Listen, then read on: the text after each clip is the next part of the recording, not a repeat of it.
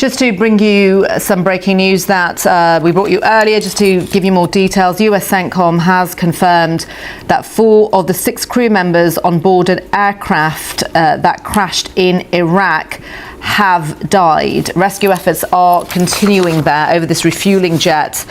It came down at 2 p.m. Eastern Time on March the 12th. It's a US KC-135 refueling aircraft that went down in western Iraq.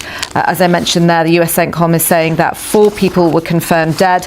They are continuing to investigate the incident, but they have said that the loss of aircraft was not due to hostile fire or friendly fire. We shall bring you more details on that as we get them. Now, as we approach 2 weeks since the US and Israel first struck Iran, killing the country's supreme leader and sparking a conflict spanning across the Middle East, there seems to be no let-up. So where are we in this conflict, and are the aims of the US any clearer? Let's talk now to our chief international correspondent, Lise Doucet. Good to always see you, Lise. You've covered wars and conflicts for many years. You've seen civilian suffering firsthand. Can you tell us a little bit about the actual cost of human life here and what this war is doing to the children of this region? I think, Nomia, there's been a growing concern that even the language about this war has been very dehumanizing. The way that the U.S. Defense Secretary, or as he calls himself, the Secretary of War, Peter Hegseth, talks about death and destruction every day. They talk about when they go after an Iranian tanker, they could have bombed it, but they sunk it because it's more fun to sink a tanker. And you get this sense of that it's almost a war game, and even in war, words matter. And of course, our colleagues, Tom Bateman and the State Department and other journalists, continue to press American officials, including President Trump, to give clearer answers about what happened on the very first day of the war, the same morning that the salvos were targeting the compound of the supreme leader, Ayatollah Khamenei, and other security chiefs. They also, according to BBC Verify, a US Tomahawk missile hit a military base in southern Iran, which was very close to a school.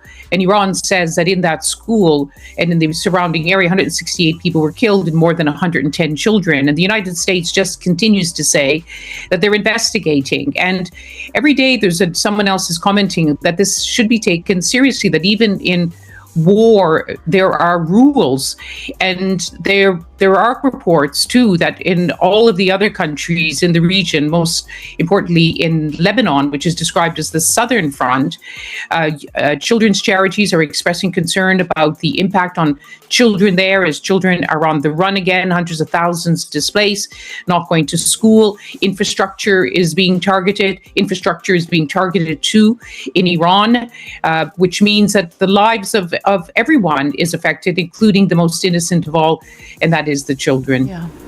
Lise, you were in Iran recently, and there is a distinction that Iranians do make, isn't there, between Persian people and the Islamic public. I wonder about your assessment in terms of the impact this war is having on people. Is it blurring that line? Is it sharpening it?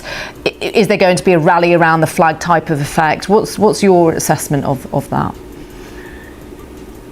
Iran, of course, is a vast country, 3 times the size of Iraq, more than 92 million people. The population is predominantly Persian, more than 50%, but there are also very large minorities, including the Kurds in the west and the Arabs, significant Arab population too, along the Iraqi border, the Azeris.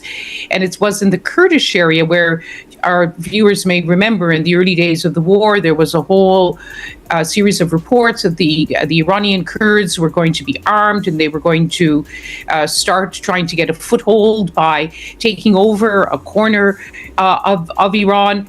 They're being armed not just by the US but also by Israel, and then those reports have gone away. And what we get most recently is no, that new front is not going to open. I really felt I've been going to Iran for many years, but on our last trip in February, I really felt it was a country which was pulling in different directions at a crossroads. That the regime, the clerical regime, still has its supporters, but Iranians had gone out in huge numbers across the country in January. Some of them calling for economic change, for their lives to change, because they're suffering more year on year, and sometimes even more day by day at that time, from the spiraling inflation, from the collapsing currency, from years of economic mismanagement and corruption.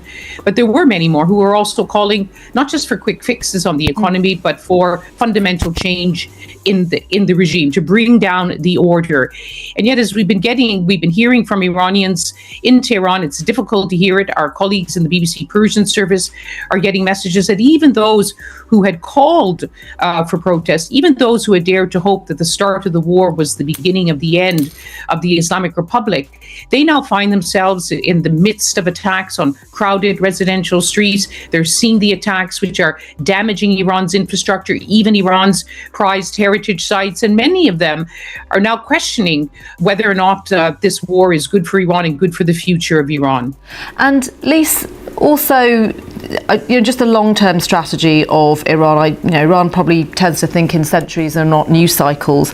What is the strategy here for the Islamic Republic?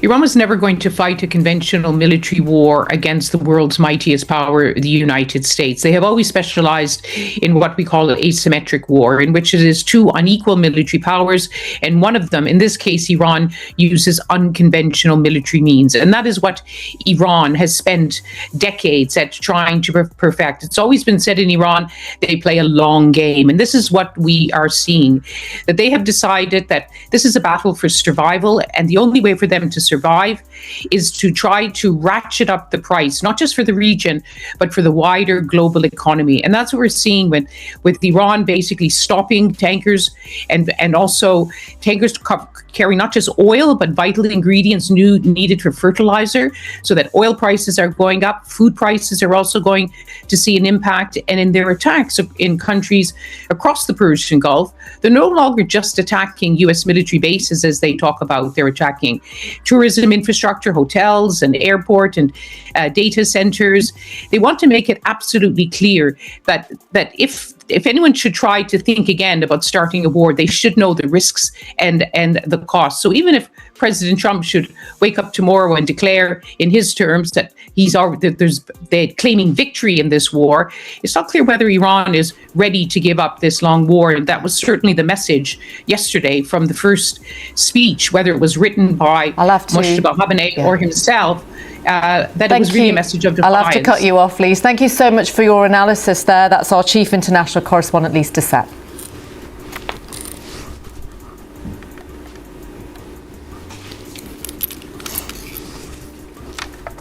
You're watching BBC News. The US is allowing the temporary sale of some Russian oil to try to boost global supplies and ease prices. The US Treasury approved a license covering oil and petroleum products already at sea, saying the short-term measure would not give a significant financial boost to Moscow. This is Brent crude has settled above $100 a barrel for the first time since 2022. That's amid the ongoing disruption caused by the US-Israel war with Iran. Stocks fall as Iran vows to keep the Strait of Hormuz closed. The BBC's North America business correspondent Michelle Fleury has more on warnings coming from energy and economic leaders. The global oil shock is raising alarms from some of the world's top economic and energy experts. It's also rattling financial markets. The Dow and the S&P 500 both closed down about 1.5% on Thursday, with tech stocks facing even steeper losses. Since the start of the year, the Nasdaq is now down a total of 4%. With the Strait of Hormuz almost impassable to shipping, producers in the Gulf have cut oil production by at least 10 million barrels a day. That's according to the International Energy Agency. Now, a former head of the agency warned the disruption we're seeing is unprecedented. Iran is actually, I think, succeeding in inflicting enormous economic damage on the global economy, and it's hitting California, $8 gasoline apparently. And the potential economic fallout could extend far beyond energy. The head of the conference board told us companies are already preparing to pull back. Our projections at the conference board are the GDP growth will be hit by this, somewhere between 10 and 30 basis points, which doesn't sound like a lot, but it is a massive amount. We also think that inflation will rise by an incremental 20 to 30 basis points. That has a knock-on effect with the central bank then of not proceeding with their rate reductions, which had been forecast here in the first part of the year, and that's been pushed back. So then borrowing costs, mortgage costs, all of those issues rise to the fore. When it comes to the economic implications, the concern is that if the disruption continues, economists warn the ripple effects could mean slower hiring, less investment, and more pressure on businesses and consumers.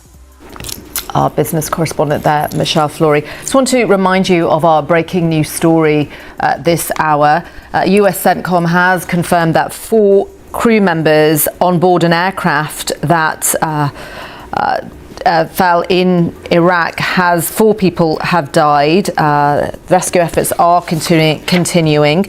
They are also investigating exactly what happened, and they say that the loss of the aircraft was not due to hostile fire or friendly fire. So just to remind you, it was approximately 2 p.m. Eastern Time on March the 12th that a US KC-135 refueling aircraft went down in western Iraq. 4 people on board confirmed dead, but the investigations are going. And just to repeat, the loss of the aircraft, according to US officials, was not due to hostile fire or friendly fire. You can see some pictures there of the refueling jet.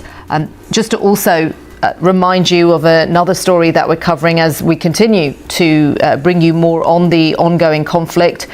Israel's launched new strikes towards the Iranian capital. There have been explosions heard in Tehran. This is as they celebrate Al-Quds Day. Just to remind you, Al-Quds, it's an annual pro-Palestinian event held on the last Friday of the Islamic holy month of Ramadan. It's where people come out to express support for Palestinians and oppose Israel and Zionism. You can see images there in Tehran, people waving the Iranian flag, as well as pictures of the new Ayatollah Mojtaba Khamenei, who is the son of the Ayatollah who was killed in those US-Israeli airstrikes. He's still not been seen or actually heard, although a statement by him has been read out on State International TV. And we were hearing from my colleague earlier that Iran State TV does control very much what people inside Iran can hear. Do keep looking at our coverage, following our coverage on the BBC website. We have a live page running on all the latest as the war continues into its second week. Stay here with us on BBC News.